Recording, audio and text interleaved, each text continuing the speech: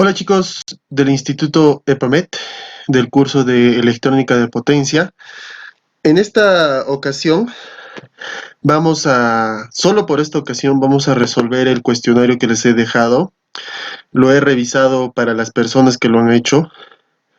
Estoy apreciando mucho su esfuerzo, sin embargo tengo que decirles que en este caso hay algunos conceptos que me parece que están un poquito al aire. Y a modo de resolver el cuestionario, vamos a consolidar los conocimientos que hemos adquirido en la última clase, ¿no? Entonces, el cuestionario estaba dividido en dos partes. El cuestionario 1, que se supone que ustedes lo han debido resolver en conjunto con cuando estaban mirando el video, y la parte 2, que era para la casa, ¿sí? La parte 2 está más que todo orientada a que ustedes traten de investigar un poco, no son preguntas del otro mundo, son todas conceptuales, y con la intención de que investiguen y pues, tengan conocimientos más consolidados y certeros del curso que estamos realizando. Entonces, listo. Vamos a resolver la primera pregunta. ¿Por qué son importantes los equipos electrónicos de potencia? ¿Por qué son importantes? Esto lo dije casi en la primera parte de la clase, porque en primera instancia ya los equipos electrónicos, los equipos de potencia, o sea, los sistemas que necesitan de una potencia alta para funcionar, necesitan de un control preciso y seguro. ¿Y cuál es la manera de obtener este control preciso y seguro? Mediante un equipo electrónico de potencia. Ya les he dicho las aplicaciones de estos equipos, ¿no? Las más importantes son, por ejemplo, la transmisión y distribución de potencia eléctrica, la electricidad que nos llega a las casas es pues gracias a estos equipos, ¿sí? Transformadores y demás, ¿no? ¿Cuál es la diferencia principal entre un equipo electrónico y un equipo electrónico de potencia? A ver, como le comentaba a algunos de sus compañeros que me escriben, y yo sí les puedo responder y ayudar, ¿no? ¿Cuál es la diferencia? Veamos en la misma palabra, equipo electrónico y equipo electrónico de potencia. ¿Cuál es la palabra que los difiere o cuál es la palabra adicional en uno de ellos? Es potencia, ¿no? ¿Qué nos quiere decir esta palabra? Que un equipo electrónico de potencia consume más potencia que la que consume un equipo electrónico normal, ¿no? No vamos a comparar, por ejemplo, en nuestro caso, a ver, la corriente que consume una terma eléctrica, con la corriente que consume un cargador o una laptop, ¿no? Ustedes saben que, por ejemplo, este, ¿cómo se llama? Un cargador a las justas puede consumir, me imagino, no más de 1 amperio, mientras que una terma consume muchos más amperios, ¿no? ¿No? Entonces, diferenciamos un equipo electrónico. Consume potencia, sí, consume potencia, pero no consume potencia como lo haría un equipo electrónico de potencia. No podemos comparar el consumo de potencia de un PLC con la de un motor, ¿no? En este caso, un equipo electrónico sería un PLC y un equipo electrónico de potencia sería un variador, ¿sí? ¿Cuál es la diferencia? La potencia. Ahora, tenemos que tener un concepto bien en claro. Aquí lo voy a escribir. La potencia es igual al voltaje por la corriente. Generalmente, esto es constante, ¿no? Puede ser 220, 380, 440 voltios, ¿no es cierto? 440 voltios. Entonces, si esto permanece constante, y si un equipo electrónico de potencia consume mucha potencia, entonces, ¿qué quiere decir? Que consume más corriente, ¿sí? La potencia está muy relacionada con la corriente que consume. En nuestros recibos de luz, ustedes van a ver que la potencia esté dada en kilovatios hora, ¿sí? Listo. Entonces sigamos. ¿Cuáles son las características de un equipo electrónico de potencia? Ya lo he dicho, acá arriba lo hemos resuelto. Consume buena cantidad de potencia y consume más potencia que un equipo electrónico normal.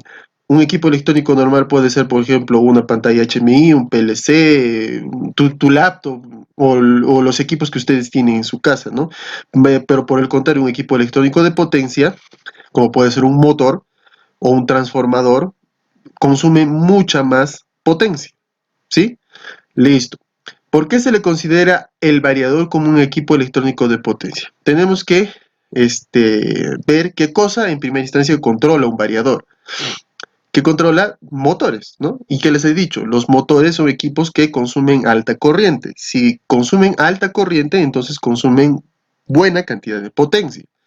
Por lo tanto, si un variador controla un motor que a la vez necesita buena cantidad de potencia para funcionar, es la razón por la cual el variador se considera un equipo electrónico de potencia. Ahora, ¿por qué electrónico, no? Tendríamos que también definir. Porque un variador tiene pues una electrónica interna que hace que el consumo de potencia y manejo de otras variables, como por ejemplo la velocidad, sea preciso. ¿Qué les he dicho? Un equipo electrónico tiene las características de ser preciso y seguro. ¿Qué es la característica de un variador? ¿Cómo controlan la velocidad, el torque y demás variables que tiene? Es porque cuenta con un equipo electrónico interno que se encarga de monitorear y controlar estas variables. ¿Está bien? Listo hasta aquí entonces. Ya hemos resuelto la parte de que se supone que tenían que resolver viendo el video. ¿Listo? Entonces vamos a pasar a lo que es cuestionario para la casa. ¿Qué dice el cuestionario para la casa? La pregunta número 1. ¿Qué es lo que mata, la tensión o la corriente? Tenemos que justificar. Esta pregunta es un poquito capciosa. ¿Sí? Vamos a comenzar por el principio, ¿no? Cuando nosotros conectamos cualquier equipo, ¿no? A un toma corrientes, ¿con qué lo hacemos? Con el enchufe del equipo, ¿no? Si, digamos, ¿no? Con el ejemplo, conectamos un cargador de celular. ¿Qué pasa? En el toma corrientes hay una tensión potencial, un voltaje potencial. Los 220 voltios que nos llegan a nuestra casa está presente, hay potencial entre los dos terminales del tomacorrientes. ¿Qué pasa cuando nosotros conectamos un cargador de celular? Entre sus dos terminales va a comenzar a circular una corriente, ¿no es cierto? Muy bien. Una corriente que depende de la carga que efectivamente tiene el cargador. ¿Qué pasa si nosotros ponemos uno de nuestros dedos al tomacorrientes? Obvio, vamos a sentir un sacudón, ¿no? Pero, ¿qué es este sacudón? Cuando nosotros ponemos nuestro dedo allí, ¿no?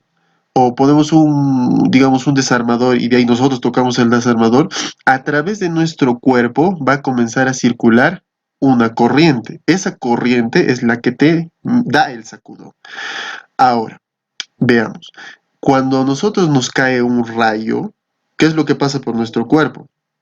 Efectivamente, la química de nuestro cuerpo comienza a cambiar y esa corriente comienza a destruir tejidos y hacer que los músculos se tensionen y entre estos músculos hay músculos involuntarios como por ejemplo son el corazón, los pulmones, el diafragma, que comienzan a comportarse muy erráticamente y a las finales tiene como consecuencia nuestra muerte, ¿no?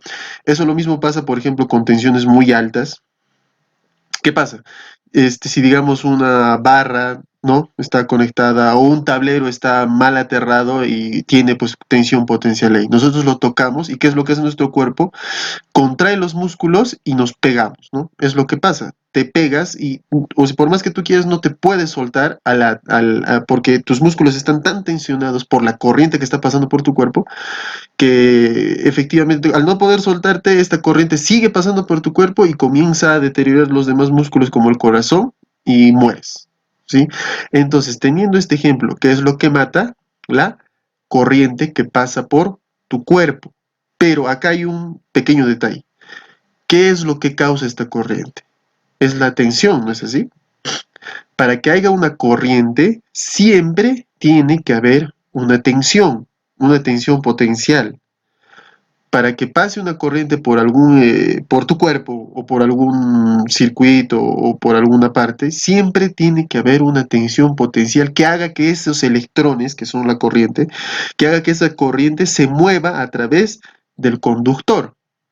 Ahora, una de las preguntas que yo le hice a sus compañeros es ¿por qué digamos, 220 voltios en corriente alterna, en tensión alterna, te puede matar si lo tocas mucho tiempo? Pero ¿por qué 220 voltios en tensión continua no te hacen ni cosquillas? Es una de las preguntas que yo le hice y espero ahora que se le estoy haciendo a ustedes que la puedan investigar. Y tiene mucho que ver con la impedancia de nuestro cuerpo, ¿sí? Sigamos. ¿Cuál es la relación matemática entre un caballo de fuerza y un watt? Las dos son medidas de potencia, caballo de fuerza en HP y el vatio o watt son medidas de potencia. ¿Cuál es la relación? Que 746 watts o vatios es igual a 1,0004, prácticamente un caballo de fuerza. Muchos equipos, muchos equipos, como por ejemplo los variadores, arrancadores suaves, incluso los motores, su dato de potencia está en caballo de fuerza o en HP, casi nunca está en watts. Es por eso que es muy importante que ustedes memoricen que un caballo de fuerza es aproximadamente 746 watts. Esa era la relación matemática que quería que me mencione. ¿Sí? Los dos son medidas de potencia, pero la relación matemática es la equivalencia numérica entre ambas medidas, ¿no? Sigamos. ¿Por qué se usan los variadores de frecuencia en vez de contactores? Acá debe ser contactores. Si estos últimos son más baratos, obviamente, ¿no? Un contactor, hasta hay contactores de hasta 50 soles, 40 soles. Depende mucho de la corriente que pasa a través del contactor. ¿Por qué se usan los variadores de frecuencia si los contactores son muchos más baratos? Un variador de frecuencia para un motor de un HP estará pues, por alrededor de los 500 hasta 1000 soles. Dependiendo mucho de la marca, claro. ¿Por qué se usan? Porque los variadores de potencia, ya les he dicho, al ser un equipo electrónico de potencia, son seguros y son robustos y son precisos también, ¿sí? Con un variador de frecuencia puedes controlar no solamente la velocidad y el torque de arranque, o sea, la fuerza que le puedes dar al arrancar a un motor, puedes controlar las tensiones del bus de DC, la corriente de arranque y la temperatura del mismo variador para la seguridad y muchas cosas como eso. Es un equipo muy completo que te ayuda a tener muy bien controlado al motor. ¿Sí? Para la aplicación que tú necesites. Por ejemplo, las bandas transportadoras utilizan mucho los variadores de frecuencia para efectivamente ser precisas en que una banda se detenga y avance y lo haga con mucha precisión. Un contactor, por el contrario, si tú lo accionas, de frente le pone toda la potencia disponible, ¿no? O toda la potencia que requiere el equipo que esté conectado al contactor. Sin embargo, un variador de frecuencia puedes controlar esa potencia, hacerla un poquito más económica, ¿no? Visto desde ese punto de vista y hacer que el motor funcione muy lento, rápido o como tú quieras. Esos son los motivos por los cuales se utilizan variadores de frecuencia.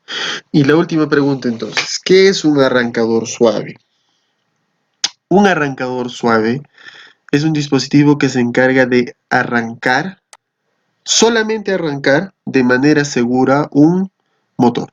Solamente arrancar. ¿Y cuál es la diferencia con un variador de frecuencia? Netamente de que el variador está controlando el motor todo el tiempo, ¿sí? Todo el tiempo. Su velocidad, todos los datos variables, lo está controlando todo el tiempo, ¿sí? Mientras que un arrancador suave solamente se encarga de hacer que el motor arranque de manera segura y con los parámetros que nosotros necesitemos. Una vez que el motor ya ha arrancado, se comporta como si fuese un contactor. Obviamente que el arrancador suave tiene seguridades, ¿sí? Si detecta una tensión perdón, una corriente anormal mucho tiempo después del arranque, obviamente el arrancador suave tiene una seguridad y se va a apagar. Pero un arrancador suave se encarga netamente de arrancar un motor. ¿Dónde se lo utiliza? Para arranques, o sea, para cuando un motor necesita mucho torque al momento de arrancar o es un motor muy grande. ¿Por qué? Porque nosotros sabemos de que cuando arranca un motor necesita mucho torque para romper la inercia, aún así esté con carga o sin carga. Si necesita mucho torque, entonces consume mucha corriente. al momento solamente de arrancar. Es por eso que se utilizan estos equipos para controlar esa corriente y hacer que el arranque sea más suave. ¿Sí? Listo, chicos. Entonces, quisiera hacer un pequeño paréntesis con respecto a los variadores. En el laboratorio del instituto tenemos variadores y a mí, cuando ya podamos hacer las clases presenciales, obviamente que vamos a aprender a configurarlos y a usarlos con los motores que también están disponibles. Recuerden por favor de que existen muchas marcas de variadores, Delta, Siemens, Schneider Electric. Por ejemplo, este es un variador Allen Bradley. Tenemos que ir familiarizándonos con las marcas, ¿sí? Por ejemplo, de Siemens, su variador es el Dynamics B20 en este caso, ¿no? O los Micromaster, los chiquititos. Para el caso de Allen Bradley son los Powerflex, así como lo dice aquí, Powerflex. Para el caso de Schneider Electric son los Altivar. Y los arrancadores suaves tienen básicamente la misma forma, son muy parecidos a un variador en algunos casos. En algunos casos ya son muy chiquititos y ya parecen ya también un contactor. Sí, entonces chicos, esto sería todo. Por favor recuerden que así como a muchos de sus compañeros pueden escribirme para hacerme las preguntas. Obviamente yo no se los voy a resolver los cuestionarios, ustedes tienen que hacerlo. Sin embargo, yo les puedo dar pistas, yo les puedo recordar conceptos que necesitan para poder resolver de manera óptima su cuestionario. Yo no les voy a decir no puedo, no quiero, ¿no? Obviamente que varios de sus compañeros lo han hecho, yo les he ayudado, ¿sí? Y yo quiero repetir lo mismo con todos ustedes que no me están escribiendo. Y con las personas que están desarrollando sus cuestionarios, que están haciendo el esfuerzo para poder resolverlos, los felicito mediante este video. Por favor, recuerden que yo no solamente aprecio que hagan el cuestionario y que lo hagan bien, sino también aprecio que se esfuercen para hacerlo, ¿sí? ¿De qué me sirve de que ustedes estén matriculados si yo al momento de presentarles los conocimientos ustedes no se esfuerzan para poder consolidar esos conocimientos? Este esfuerzo que estamos realizando mediante los cuestionarios no es por gusto, esto es para consolidar lo que estamos aprendiendo. Y no es para mí, es para ustedes, ¿sí? Entonces, una vez más, chicos, les vuelvo a repetir que estoy disponible para poder escribir, para que me puedan escribir a mi inbox de WhatsApp. No hay problema, yo les voy a tratar de apoyar en lo que pueda. Entonces sería hasta la siguiente clase, nos vemos a la siguiente.